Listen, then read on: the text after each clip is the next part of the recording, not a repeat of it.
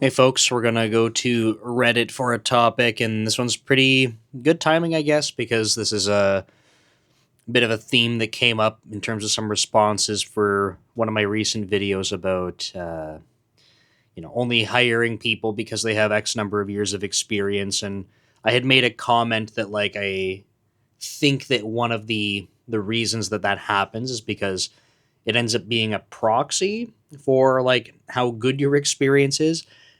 And because it's the internet, I have to be very careful about how I talk about these things. I'm not saying that I think it's a good proxy or it's the only proxy, but it is a proxy. Yes, you can absolutely have exceptions to this, of course. But if you had someone with 5 days of experience versus 10 years of experience, it happens to be a probably a better proxy, right? But at some point, like, where do you start to say, like, okay, you have a year of experience versus 5 versus 10, and how all that translates? Who really knows, right? I totally get it. I don't think it's the best proxy, but it is a proxy.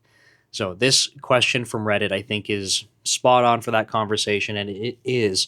They say there's a difference between 10 years of experience and 10 years of the same experience. How do I avoid this in my career? So, the idea here being that if you have 10 years of experience and it's the exact same thing over and over and over again for 10 years, that is perceived to be sort of the worst of the two scenarios, where if you have 10 years of different experiences that you're building up over time, pardon me, not only from different experiences, but also like the evolution of those experiences. So, like, you could be working in different domains, different technologies, but also like kind of leveling up along the way versus just kind of being like stuck at the same spot. So, I wanted to talk through that. I think it's kind of interesting. Like I said, it's relevant. Friendly reminder, if you want questions answered, leave them below in the comments, or look for Dev Leader, which is my main channel on YouTube and the social media handle I use. You can send me a message, Nick Cosentino on LinkedIn.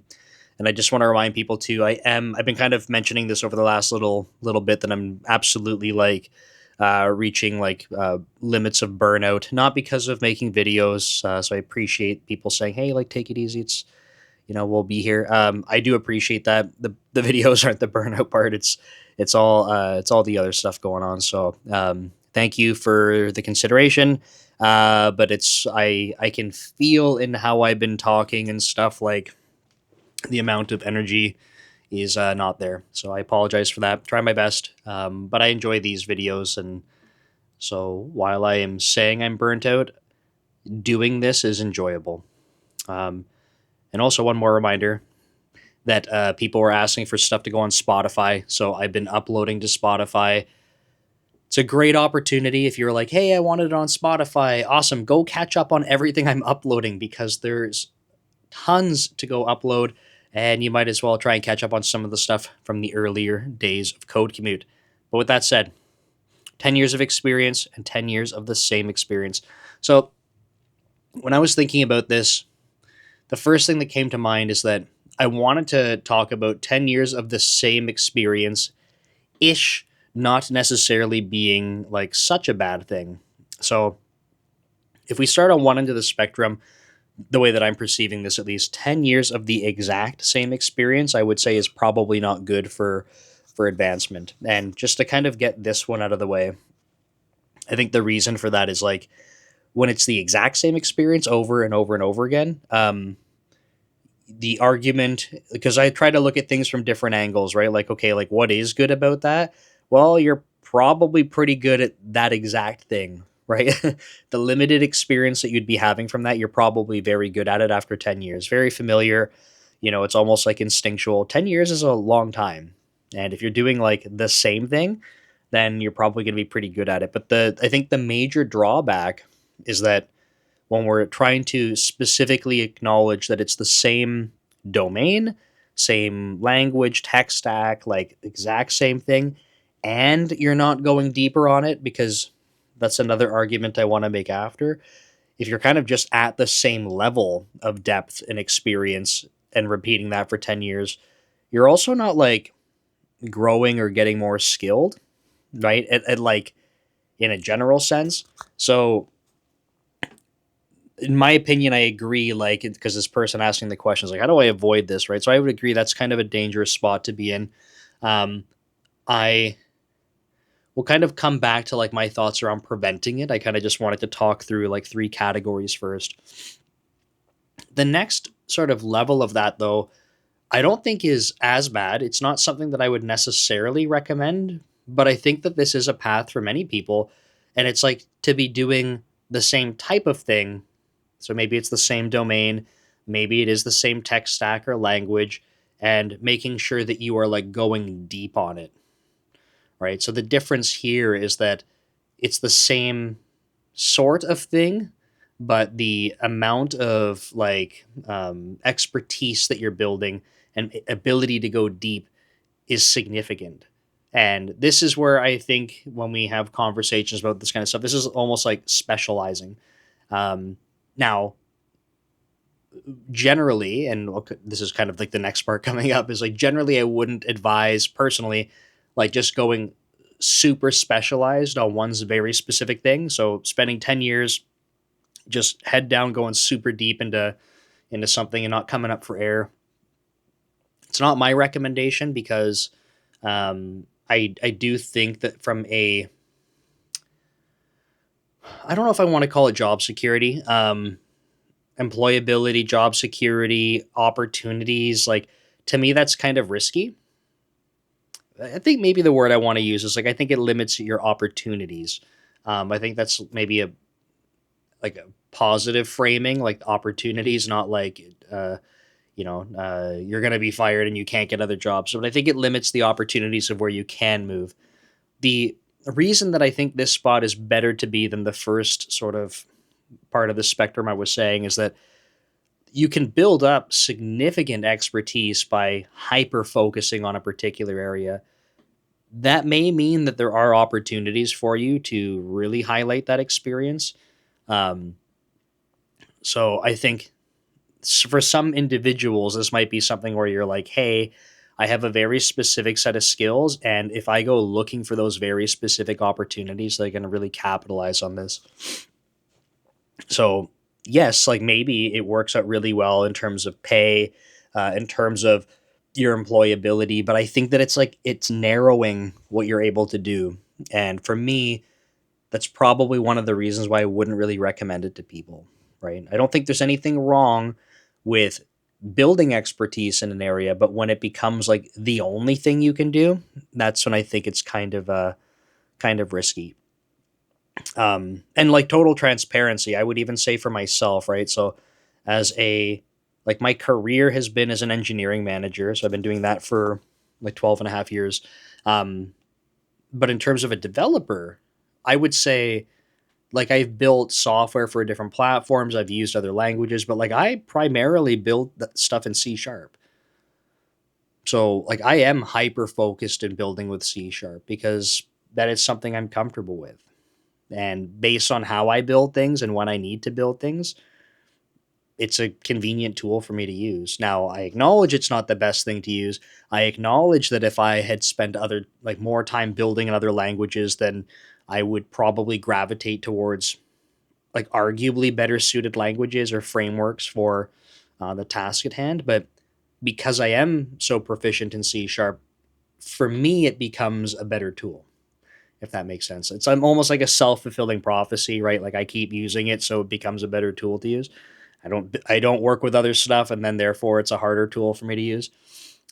So I'm saying that because I am kind of in that example from a developer perspective. This is not really my career. It's my hobby outside of work now. That's how I started my career was in, actually building the software. And I did that for, the first 8 years as a manager even, but the last 5 years or like 4.5 years at Microsoft, like I don't write code at work. I write code every day outside of work. So because it's my own stuff, I can go build in C sharp and I'm okay with it. But the next one, sort of next part of this spectrum that I want to talk about is I think what I would try to recommend people do. There's different organized ways that people organize and categorize this kind of thing. Uh, but it's to have more breadth and still have some depth. And you'll hear this called like T-shaped developer because you have the breadth and then you have depth. There's people, what are they? People have called it like other things to basically just indicate that you have more than one sort of thing that you specialize in. So you have more vertical lines, whatever shape you want that to be. A pie shaped developer, and you get like the pie symbol. You know what I'm talking about. So I think that there's, you can classify that however you want, whatever letter or symbol you want that to be. But the idea being that you build up some broader expertise as well, right? You don't have to go to like the absolute limit of some technology or language, and you can still spend time building up expertise in other areas, other domains, even, right? So if you're working in finance and you want to spend time working in, I don't know, like some sort of SaaS service, and then you want to go do like mobile development, like being able to move around into different domains, I think is interesting just for different experiences, different size companies.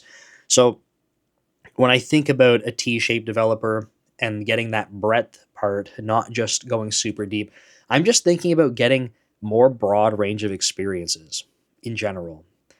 Now, I'm not saying become a horizontal line where you like pick a programming language for the day, try it out, and then every day you do something completely different and never build expertise. Maybe that's the far end of this, but I would highly not advise that. But certainly something kind of like a T shape. And I think that's because, again, you get some more exposure. You have something that you can build like a decent amount of expertise in, or a couple of things where you're like, hey, I like feel pretty darn confident about this. I spent a lot of time doing it. It's very familiar. I can, be effective and work fast. But at the same time, it's not like you've sacrificed being able to kind of move into some other areas. So I like that again for just increasing the surface area of opportunities. Um, and I should mention too that personally, I think that, well, I'll kind of touch on this a little bit more, but at least in terms of having different perspectives on things, I would say like there's a huge benefit to that.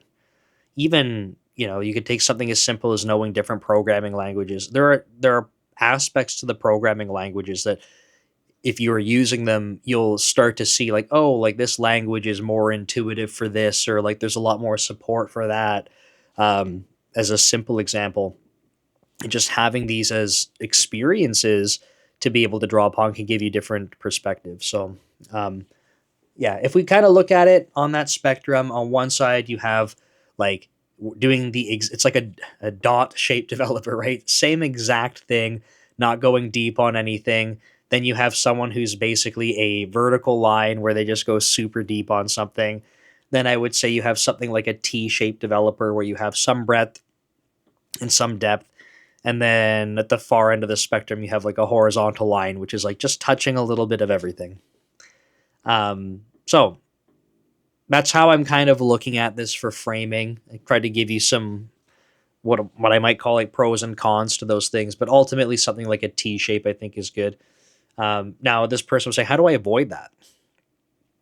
And so what I wanted to touch on for this part is like this is actually something that I talked about in different ways, and I like what's a good way to put this? I almost like I struggle with it personally, and not because conceptually I don't agree with it. I just told you my opinion. Like I think it's good to have these different experiences, but I struggle with it personally because it's uncomfortable.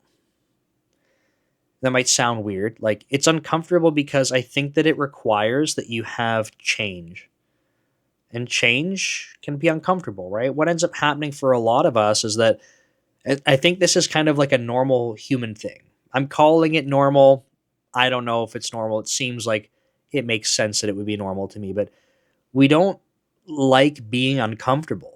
Like generally, right? Like we kind of get ourselves into a position where we're like, hey, like things feel good. It's comfortable, right? That's I'm not just saying for work. This is like in anything, right? Like you get into bed, you want to be comfortable. Like it's anything. We don't like strenuous things because we want to be comfortable. Um, so the idea though is that if you want to be kind of getting these opportunities,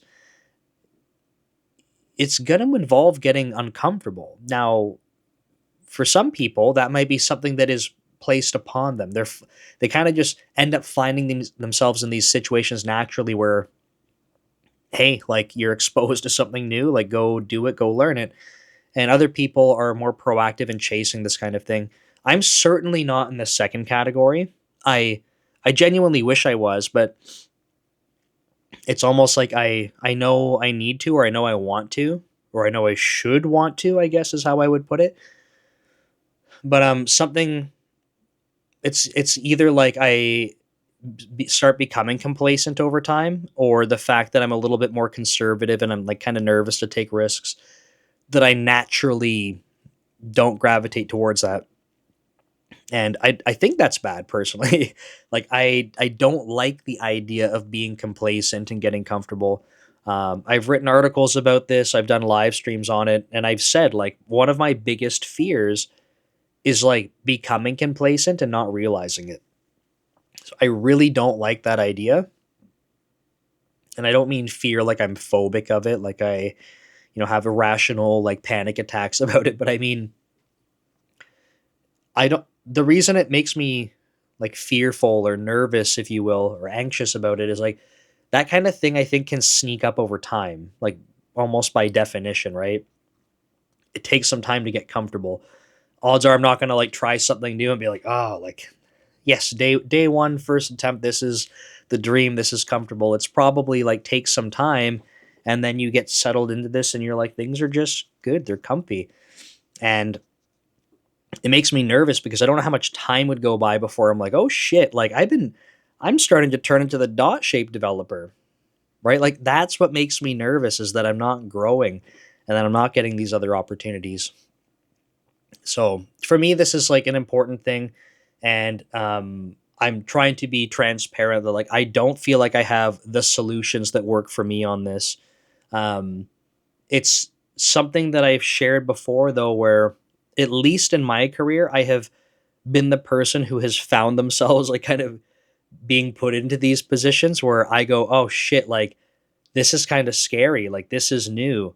This is where you'll have imposter syndrome and stuff potentially kick in, because it might be a new domain, but like, I don't know, you should still have all the skills to do it. Like, someone really trusted that you have all the skills to do it. They believe in you. They have the proof they need.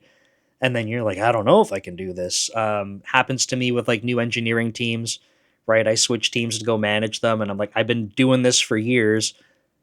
Like, I'm not saying I'm the best engineering manager. I'm always trying to improve, but it's not my first rodeo. So like, I know what I'm doing, but it's new. It gets scary. It's like it's uncomfortable, and I think that's the reality though. So I've been fortunate in my career that I have been put into these positions, because otherwise they would be hard to take. And the last, okay, no, maybe two.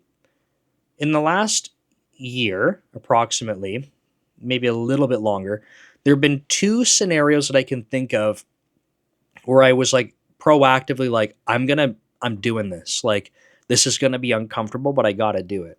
And one was switching teams at Microsoft. So again, I'm giving you some examples because I want to try and circle back to what this person was asking, which is like, what do you recommend, right? So for me, there was an opportunity to switch teams based on some other stuff that was going on.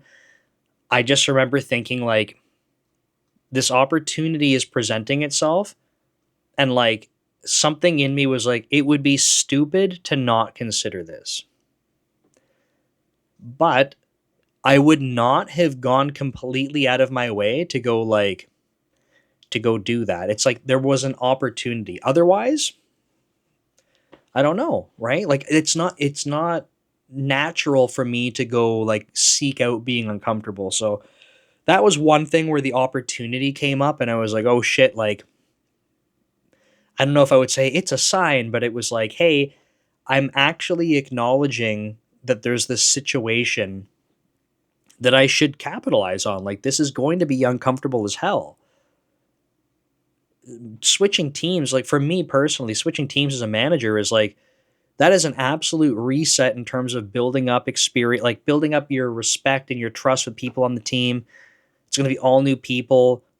I'm not coding anymore. So every time I switch teams, the time it takes for me to build up some level of technical expertise is tremendous. I feel like it's a lot faster if you're writing the code because you get to see every piece. But as a manager, it's like I'm zoomed out. So yeah, like I had that opportunity, and then another one is the current project that I'm trying to drive right now. And again, this was an opportunity put in front of me. And I remember being like, hey, like opportunity, and it's going to be uncomfortable as hell. Do it. Like, again, I wouldn't say it's a sign, but it was like I have awareness that I have told myself in my career, every time I do these uncomfortable things, these big changes, I feel like I have a tremendous amount of growth.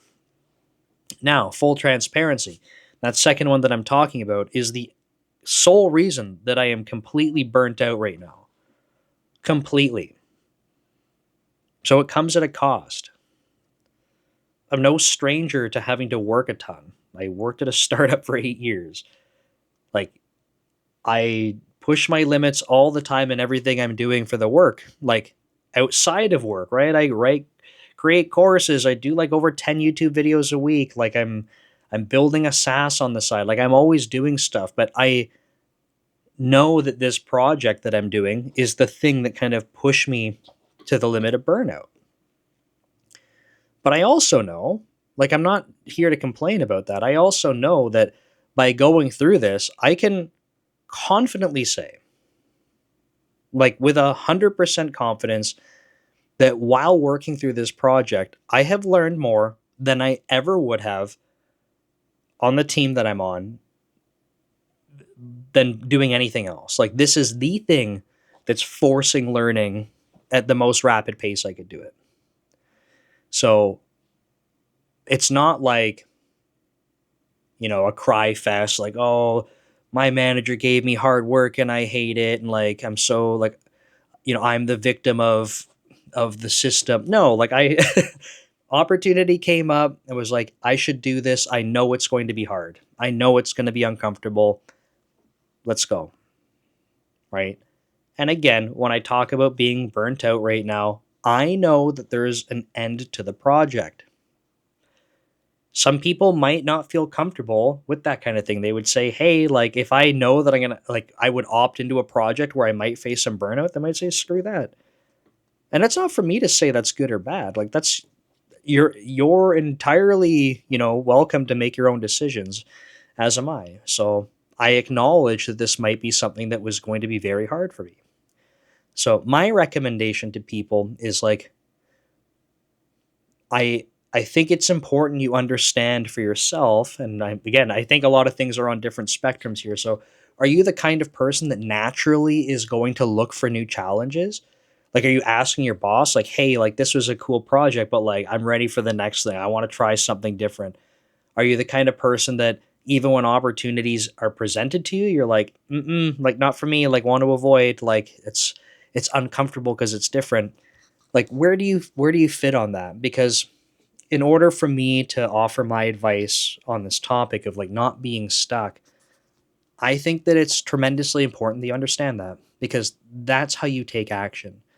If you're the kind of person who is so gung ho about taking any opportunity you can, at some point that might not be good. Maybe you're not getting enough experience in one particular area. Perhaps, right? Now, I think for most people, like I would probably err on the side of that if these opportunities are coming up. But if you're actively seeking out new opportunities all the time and never, building some experience, might be something to be aware of. I suspect most people are probably not on that end.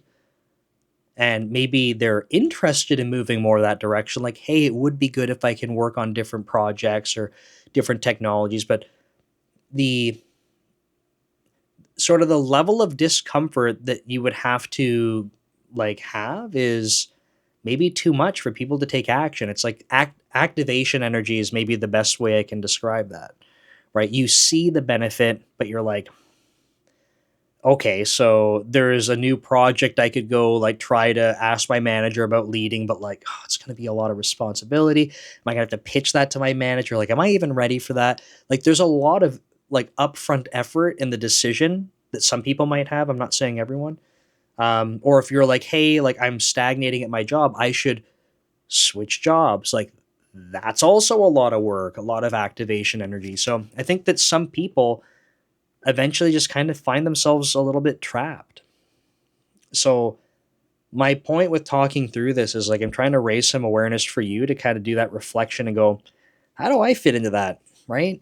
Like if I'm looking for opportunities or I want them, if something presented it, if something presented itself to me and some scenario comes up, like would you actually take that or are you going to be like, I don't know, and like talk yourself out of it? And it's worth mentioning too, like depending on how risky that seems or how out there it seems, maybe you have to figure out like what your comfort level is. So my advice is that I think it's important that you look for opportunities. So don't wait for people to do that because that's what I'm doing and it's not good. Right? I don't think it's good to wait. I think it's important that you're kind of driving your career and your growth. And then on top of that, if opportunities are presenting themselves, I think that it's important that you give that some serious consideration because it's a good opportunity for you to say, is this something that like I'm shying away from it because it's uncomfortable? And that's totally fair. But maybe that discomfort would be good. Maybe that would be a good change. Maybe that's a cool opportunity. So just something to think about. And I think I'll wrap it up there. So just wanted to share some perspective on that. Thought it was a nice, relevant topic based on the years of experience kind of thing in terms of like being stuck in the same spot. So if you got questions, leave them below. Look for Dev Leader on social media if you'd like to send me a message. And remember, check out Spotify because I'm uploading all the episodes and eventually I'll be caught up and then it'll just be the normal thing to do. So thanks so much for watching and I'll see you next time. Take care.